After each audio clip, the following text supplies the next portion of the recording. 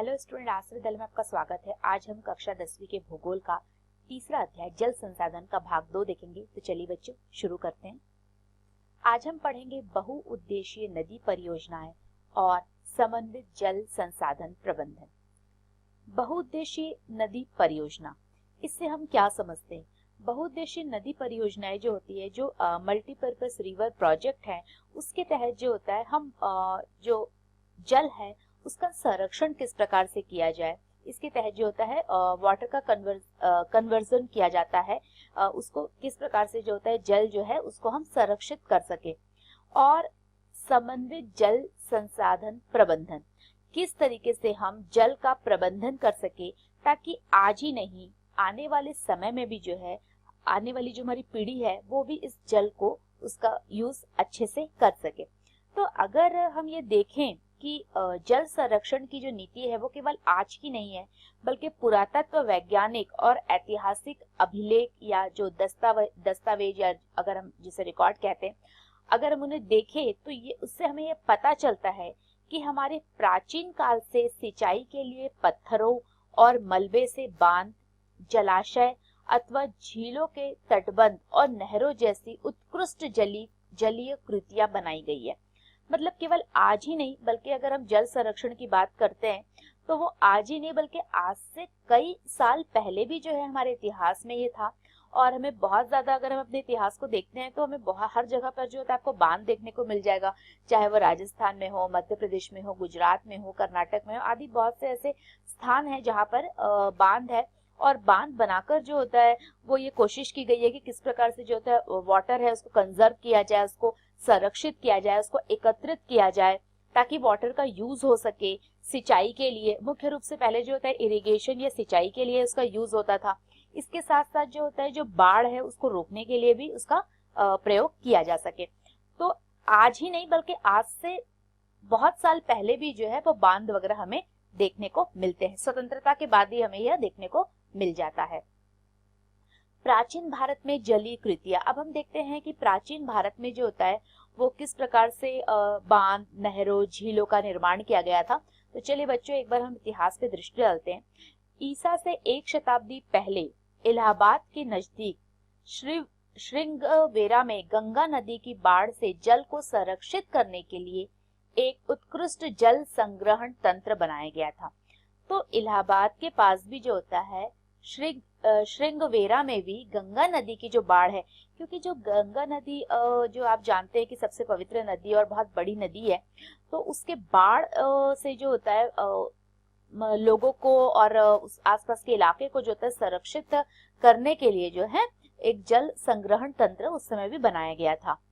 इसके बाद अगर हम देखें तो अगर हम मौर्य काल की बात करें तो चंद्रगुप्त मौर्य के समय वृहत स्तर पर बांध, झील और सिंचाई तंत्रों का निर्माण किया गया था। बहुत सारे जो थे डैम बनाए गए थे, लेक बनाया गया था और इसके साथ साथ जो होता है सिंचाई तंत्रों का भी निर्माण किया गया था।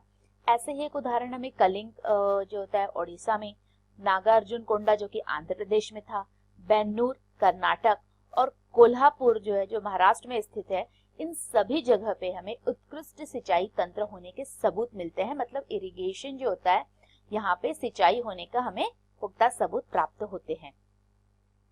अपने समय की सबसे बड़ी कृत्रिम झीलों में से एक भोपाल झील 11वीं शताब्दी में बनाई गई थी। इसके साथ साथ जो होता है 11वीं शताब्दी में एक आर्टिफिशियल लेक बनाया गया था, जो कि उस समय की सबसे बड़ी आर्टिफिशियल लेक या कृत्रिम झील थी और उसे भोपाल झील गया था और इसे भोपाल की शान भी कहा जाता है।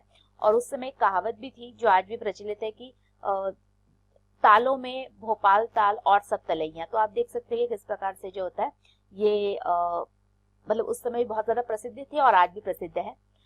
14वीं शताब्दी में अगर हम बात करें तो इल्तुतमिश ने दिल्ली में सीरी फोर्ट क्षेत्र में जल की सप्लाई के लिए एक हौज खास, मतलब एक विशिष्ट प्रकार का जो तालाब था वो बनवाया था। तो हौजे खास का निर्माण किया गया था सल्तनत काल में।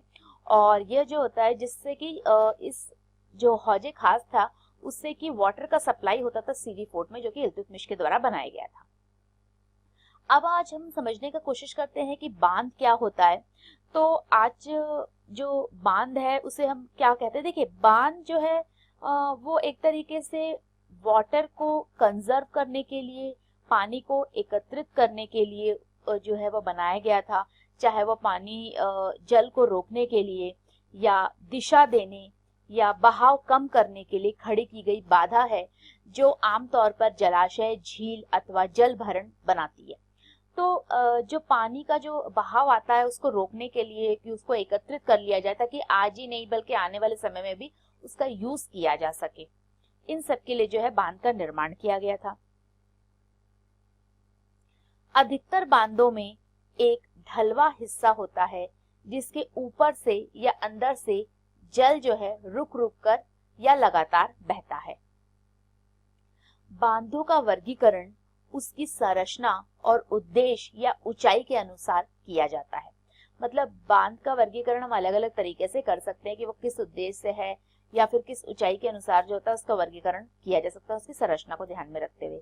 संरचना और इसमें प्रयुक्त पदार्थों के आधार पर बांधों को लकड़ी के बांध, तटबंध बांध या पक्का बांध के अलावा कई उपवर्गों में भी बांटा जा सकता है। तो ये इसके कुछ वर्गीकरण किया गया है, चाहे वो लकड़ी के बांध हो या तटबंध बांध हो या पक्का बांध हो, इस प्रकार से इनको बांटा जा सकता है। ऊंचाई के अनुसार, अगर ये तो हो गई संरचना की बात, अब हम देखते हैं कि ऊंचाई के अनुसार, अब ऊंचाई के अनुसार बांधों को बड़े बांध और मुख्य बांध या तो बड़े या मुख्य बांध के रूप में, या फिर नीचे बांध, मध्यम बांध और उच्च बांधों में वर्गीकृत किया जा सकता है।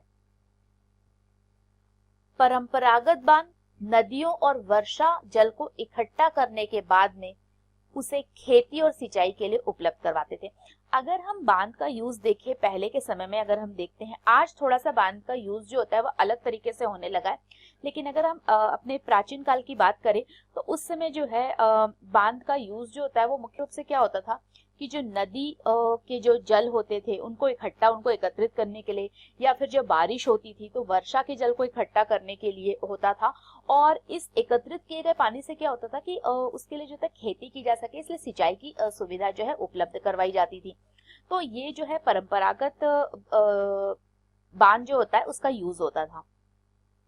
आजकल लेकिन अगर हम देखें तो बांध सिर्फ सिंचाई के लिए नहीं बनाए जाते, बल्कि उनका यूज जो होता है वो आज अलग अलग कार्य के लिए होता है। जैसे हम इसको समझने का प्रयास करते हैं कि आज जो होता है केवल इससे सिंचाई नहीं होती है, बल्कि इससे विद्युत उत्पादन भी होता है, इलेक्ट्रिसिटी जनरेट होती है, इसके अलावा घरेलू और औद्योगिक उपयोग होता है, तो डोमेस्टिक यूज भी होता है और इंडस्ट्रियल यूज भी होता है। भाई बहुत सारे जो फैक्ट्री वगैरह हैं, जो कारखाने हैं और जो उद्योग है, उनके लिए भी जल की आवश्यकता होती है, बिजली की आवश्यकता होती है। तो ये सारी चीजें जो होता है वो जल से हमें प्राप्त हो रही है।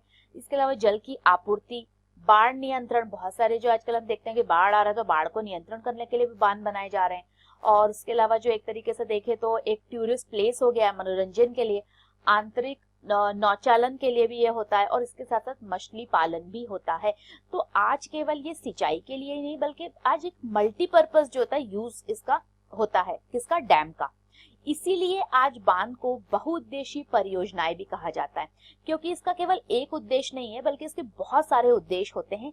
इसीलिए जो है बांधों को आजकल क्या बोलते हैं, मल्टीपर्पस प्रोजेक्ट भी कहा जाता है, बहुउद्देशीय परियोजना भी कहा जाता है, जहां एकत्रित जल के अनेक उपयोग समन्वित होते हैं। यहाँ केवल एक उद्देश्य से नहीं बल्कि बहुत सारे उद्देश्यों के तहत जो है यह बांध बनाए जाते हैं।